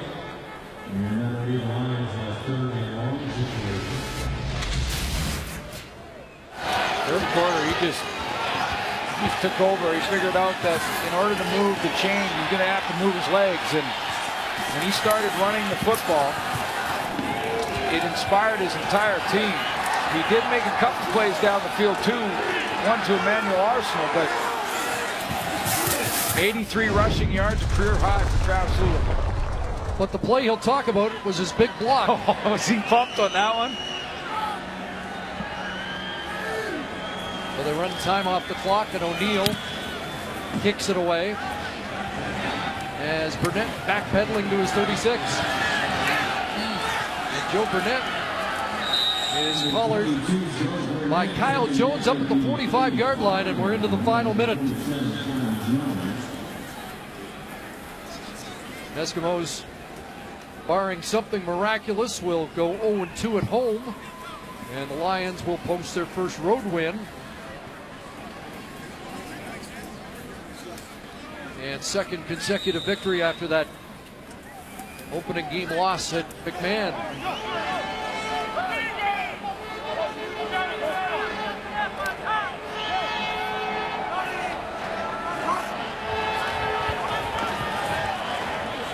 Riley couldn't find anybody again and is taken down. Tackle on that play made by Brandon Jordan, backup defensive end. He continues to battle. You got to admire that in Mike Riley. Seems like he's been trying to rearrange his shoulder pads and get his jersey back on every single down. Three-man rush. Wide side Kuhorn. And he'll get a first down across midfield. And that's what I'm talking about. That's a great example. And you know, Nate Kuhorn is a guy who understands it. He took about 4 hard steps back, made that catch, and then turned upfield. I mean, that's what was missing when there was still a chance in this game for Edmonton. Clock starts again. Riley to the sidelines and overthrows the intended target. Kuhorn once again. Penalty flag here. Deep in the Edmonton backfield. Excuse me, Cohort came out of his shoe to try and make that catch. Major foul, unnecessary roughness. Edmonton, 58. 15 yards to the end of the play. There was second down. Well, that's Cliff Lewis. Second consecutive week he draws that kind of penalty. Another to file away for Kevis Reed. That'll put him over 100 yards in penalties, won't it? Well, that's 11, I believe, so far in total. Just at the bottom of your screen, you can see 58. We're down on Brandon Jordan there and hit him hard when he's lying on the ground. Half minute left, back at their own 41. Here comes pressure again. Green Smith, and somehow Riley gets away, but look out. There's Julius Williams, the former Eskimo, wearing orange, and Orange Julius comes up with a sack. I think you've been saving that one. But good job, yeah. I mean, that's just tenacious. Keep after it. Green Smith has played well in the second half for the BC Lions. Got lots of pressure. He creates that one, and Riley just didn't see him coming from behind. So 3rd and 26 as the clock winds down. Riley will sling it downfield, jump ball, and knock down. And no time left on the clock here at Commonwealth. Disappointing night for the home side as once again the Eskimos lead the field on their home turf to the sound of boos. Big third quarter from Travis Lulay and the BC Lions. It was Travis Lulay's running that was the difference in this football game. Well, the Lions have had plenty of success here in Edmonton in recent years. That's 6 wins in their last 7 visits, 7 of their last 9, as they post their first road win and first win over a Western Division opponent with a 17-3 win. Most of it played in a heavy downpour. Travis Lulay and the Lions got it going in the third quarter and cruised to the win. So long from Commonwealth.